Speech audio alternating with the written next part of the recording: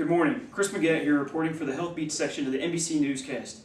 Today we'll be covering the recent outbreak of the hantavirus. I have two guests joining me this morning, Sarah Steidinger and Carly Feddersen. They are two leading social psychologists at the Center for Disease Control and Prevention. Good morning, Sarah and Carly. How are things playing out in the world of the hantavirus? Hello! Before we discuss specifics, I would like to talk about some of the history of the virus and how it is affecting us worldwide. Luckily for you, I brought a map. As you can see on the map that I so casually brought, hantavirus started in South America, particularly in Argentina and Chile. In Argentina, there was 18 known cases, and in Chile, there was 25 cases. The virus gradually moved up to Panama, where one known case was successfully identified, and then it traveled up slowly but surely into America. Now, we can safely assume it's basically the same virus and same strain. There was some differences, but with different lifestyles in different places and possible mutations, we can confirm that most likely it is the same virus. As you can see on my wonderfully colored map of the United States, it affected many places. There was 27 states affected and 203 cases successfully identified. At least the outbreak hasn't hit every country. Can you go into more detail about the outbreak in the United States? I cannot, but luckily we have Carly over here who can do that for us. Okay, thank you, Sarah. In May 1993, the virus was first found in the four corners of Utah, Arizona, Colorado, and New Mexico. Dozens of cases have been reported since the end of 1993.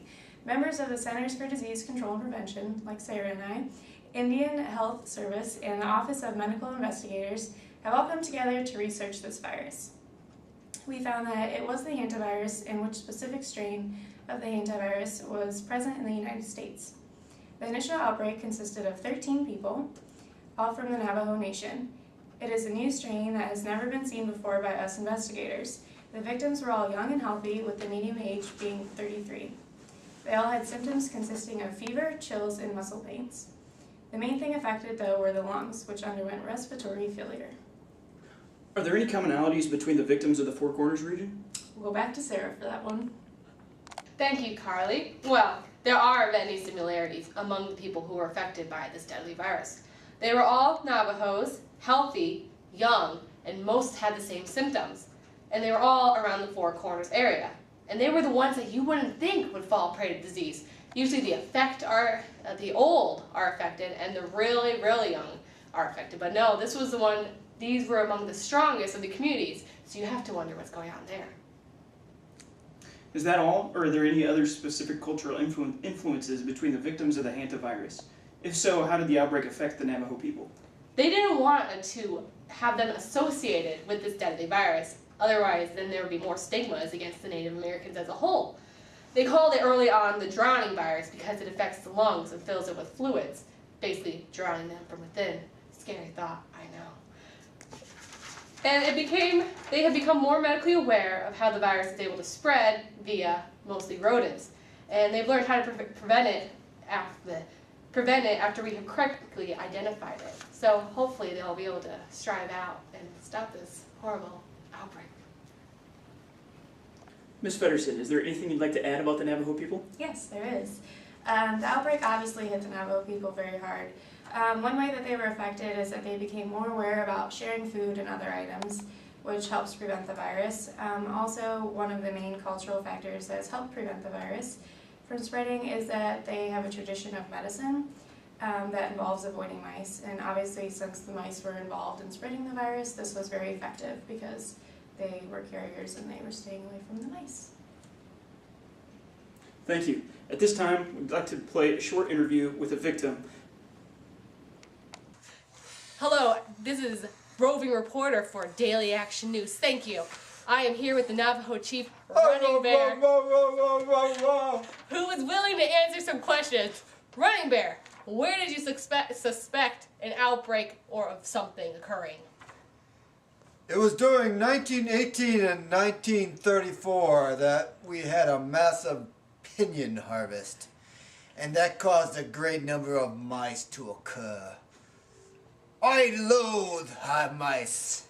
We overthrow them and try to keep them out of our dwellings, tents, but they still cause the Spanish influenza. Yes, and the Spanish influenza has many symptoms similar to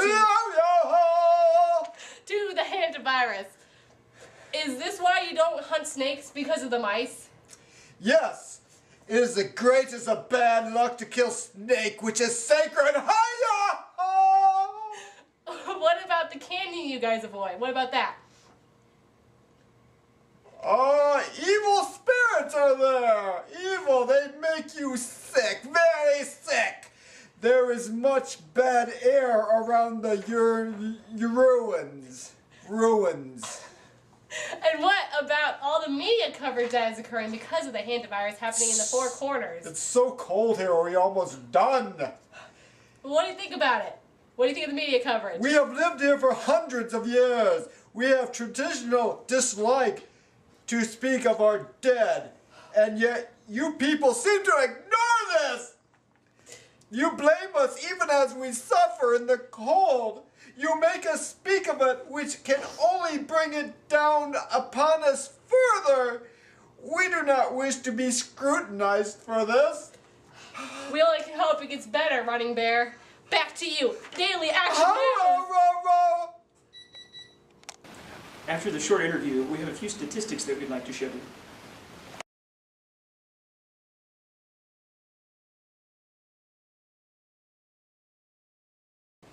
Wow, this is great information for our viewers to know. Most importantly though, how can we prevent the virus from spreading? Well, there are many ways to prevent the virus from spreading. I have about 17 things to tell you about. First of all, wear gloves prior to and during cleaning your house. Try not to stir up dust. Instead, wet the area with liquids before you wipe it down. Use disinfectants when cleaning. Disinfect dead rodents and double bag them before you dispose of them. Disinfect your gloves before taking them off. When going into buildings that haven't been used often, make sure that you open them up first and let them air out before you go in. If you cannot manage the rodents on your own, make sure you get a professional exterminator to do it for you.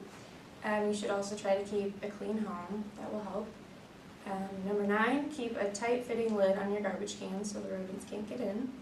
Number 10, throw away uneaten pet food at the end of each day. Number 11, set rodent traps near the baseboards of the home because that's where they tend to walk along. Also use rodenticide, which will kill the rodents. If the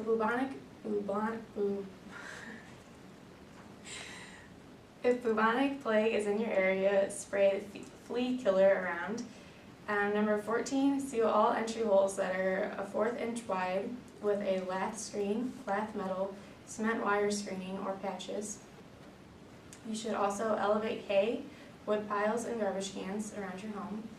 Number 16, you should trap rodents outside as well, just because you don't want too many rodents in the area.